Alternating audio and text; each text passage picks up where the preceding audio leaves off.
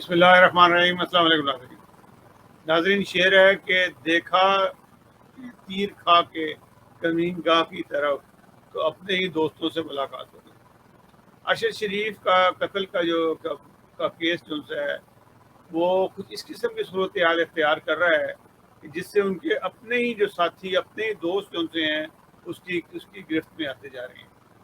سب سے بڑا نام جو ہے وہ جو ایئر وائی کے جو مالک ہیں سلمان اقبال، ان کا آ رہا ہے۔ سلمان اقبال نے ان کو خود کینیا بھیجا اور اپنے ہی دوستوں کے جو اپنے ساتھیوں یا اپنے ملازمین کے حوالے ان کو کیا۔ جو ساری صورتحال سامنے آ رہی ہے اس سے لگتا یہ ہے کہ کچھ دال میں کالا ہے۔ وہ یہ بھی سکتا ہے کہ ایئر وائی کو، کیونکہ ایئر وائی نے کافی اختلاف کیا تھا پچھلی گورنمنٹ سے، اس کو ختم کرنے کے لیے بھی یہ اسکیم بنائی جائے گئی ہو، یا پھر اب ارشد شریف کا کردار جو ہے آہستہ آہستہ ختم ہوتا جا رہا تھا تو انہوں نے اس کو اس راستے سے ہٹانا چاہا۔ کیا ایسی معلومات تھی ارشد شریف کے پاس جس سے سلمان اقبال بھی پریشان تھے اور باقی لوگ بھی پریشان تھے؟ تو ایک چھوٹی سی ڈاکومنٹری آئی ہے جو میں نے، ایک ہمارے یہاں ویلاگ کرتے ہیں نیا دور والے، ان کی اجازت سے میں یہ ویڈیو دکھاتا ہوں، آپ اس کو دیکھیں گے کہ بہت ساری ایسی چیزیں ہیں جو پردہ ڈلا ہوا تھا وہ اٹھ رہا ہے، اور دیکھیں یہ کہاں تک پہنچا ہے۔ ناظرین ملاحظہ کیجیے گا کہ یہ کیا ہوتا ہے۔ قتل سے متعلق کینیا سے جو تفصیلات سامنے آ رہی ہیں، ان سے لگتا ہے کہ ایئر وائی کے مالک سلمان اقبال اس واردات میں ملوث ہیں۔ یہ کہنا ہے صحافی بلال غوری کا، جنہوں نے اپنے ویلاگ میں کہا ہے کہ ارشد شریف کو کینیا بھجوانے میں سلمان اقبال کا بنیادی ہاتھ ہے، اور کینیا میں جن لوگوں کے ساتھ ارشد شریف رہ رہے تھے وہ بھی سلمان اقبال کے دوست ہیں۔ سلمان اقبال کا ان سے گہرا تعلق ہے۔ انہوں نے بتایا کہ ارشد شریف کو دبئی سے کینیا سلمان اقبال نے بھجوایا۔ سلمان اقبال نے ارشد سے کہا کہ آپ کینیا میں میرے دوستوں کے پاس چلے جائیں، وہ آپ کی میزبانی کریں گے۔ کینیا میں ارشد شریف کو جو شخص لینے آیا اس کا نام وقار احمد ہے، اور وقار احمد سلمان اقبال کا دوست ہے۔ ارشد شریف نے اپنا کینیا جانا بہت خفیہ رکھا ہوا تھا۔ ان کے کینیا جانے کا علم 4 سے 5 لوگوں کو تھا، جن میں ایک سلمان اقبال ہیں اور اے آر وائی کے پروڈیوسر عدیل راجہ ہیں۔ وہ گزشتہ 3 ماہ سے کینیا میں تھے، مگر انہوں نے اس بارے میں اپنے گھر والوں کو بھی نہیں بتایا تھا۔ بلال غوری نے بتایا کہ ارشد شریف کا قتل کسی غلط فہمی کی بنیاد پر نہیں ہوا، بلکہ انہیں باقاعدہ گھیر کر اور کینیا میں بھیج کر مارا گیا ہے۔ سلمان اقبال، وقار احمد اور خرم احمد کو شامل تفتیش کر کے ساری گتھی سلجھائی جا سکتی ہے۔ اس قتل کا کھرا ان تینوں کی طرف جا رہا ہے۔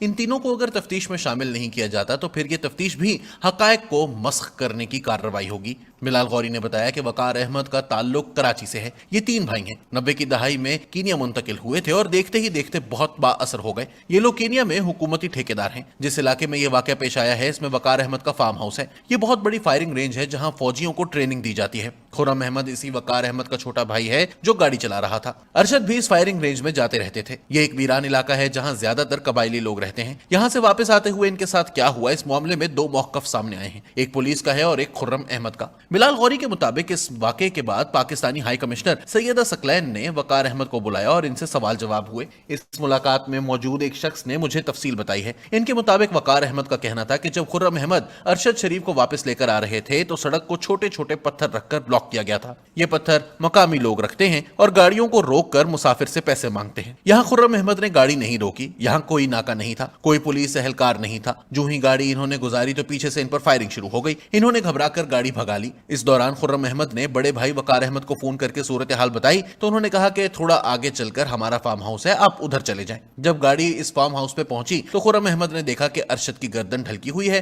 اور سیٹ پر بے حس و حرکت پڑے ہیں۔ اس نے فوراً وقار احمد کو فون کر کے بتایا تو وقار احمد کو لگا کہ ارشد کو ہارٹ اٹیک ہوا ہے۔ وقار احمد فوراً وہاں پہنچے اور وہاں پہنچ کر انہیں علم ہوا کہ گاڑی پر برسائی جانے والی گولیوں میں سے 2 گولیاں ارشد شریف کو پیچھے سے لگی ہیں اور وہ ہلاک ہو گئے ہیں۔ جب وقار احمد سیدہ ثقلین کو یہ ساری تفصیل بتا رہے تھے تو ان سے یہ سوال بھی ہوا کہ ارشد شریف کا ان سے کیا تعلق تھا، تو انہوں نے جواب دیا کہ میری دوستی تھی اور میں ان سے کراچی میں ملا تھا۔ اس پر انہیں بتایا گیا کہ ارشد تو اسلام آباد میں رہتے تھے، تو اس کا جواب وہ گول مول کر گئے۔ اگلا سوال بہت اہم ہے اور اس کا جواب بہت حیران کن ہے۔ ان سے پوچھا گیا کہ جب آپ کو پتہ چل گیا کہ ارشد اس دنیا میں نہیں رہے تو آپ نے سب سے پہلے ان کے خاندان والوں یا دوستوں میں سے کس کو ٹیلی فون کیا؟ انہوں نے جواب دیا کہ ان کی فیملی یا دوستوں میں سے کسی کو نہیں جانتا، میں نے پہلی ٹیلی فون کال سلمان اقبال کو کی اور انہیں इन्हें बताया कि अरशद को कत्ल कर दिया गया है क्योंकि इन्होंने ही अरशद शरीफ को यहाँ भिजवाया था और इनसे मेरी दोस्ती है। सलमान इकबाल की बेहिसी और कमजरफी देखें कि सबसे पहले इन्हें इत्तला मिली है और सारी रात और फिर दोपहर तक इनके चैनल पर यह खबर चलती रही कि अरशद शरीफ केनिया में एक हादसे में मारे गए। इन्हें इतनी भी तौफीक नहीं हुई कि वो असल खबर दे सके। इसी खबर की बुनियाद पर कंफ्यूजन पैदा हुई और डिजिटल मीडिया पर भी यही खबर चलती रही कि ये एक कार हादसा है। केनिया की पुलिस का मौकफ भी बार बार बदलता रहा। पुलिस के मौकफ में एक झोल ये भी है कि इसके मुताबिक गाड़ी नैरोबी से दूर जा रही थी, जबकि वकार अहमद के मुताबिक ये गाड़ी नैरोबी की तरफ वापस आ रही थी। हमारे यहाँ पुलिस मुकाबलों की जिस तरह की कहानियां घड़ी जाती हैं, वैसी ही कहानी केनिया की पुलिस भी घड़ रही है और एक झूठ को छुपाने के लिए कई झूठ बोल रही है। नाजरीन, आपने देखा कि वो डायरेक्टली वो तो सलमान इकबाल साहब का नाम ले रहे हैं और सलमान इकबाल साहब अगर फंसते हैं तो फिर एयरवाई कहाँ जाती है। और सलमान इकबाल साहब का जो माल बनाया था, उनके वालिद साहब से लेके अब तक जो सोना स्मगल होता था और जो चीज़ें इकट्ठी करते रहे थे, वो तो सब का सब धरा का धरा रह जाएगा। नाजरीन, अगले प्रोग्राम तक के लिए इजाज़त दीजिएगा। अल्लाह हाफ़िज़।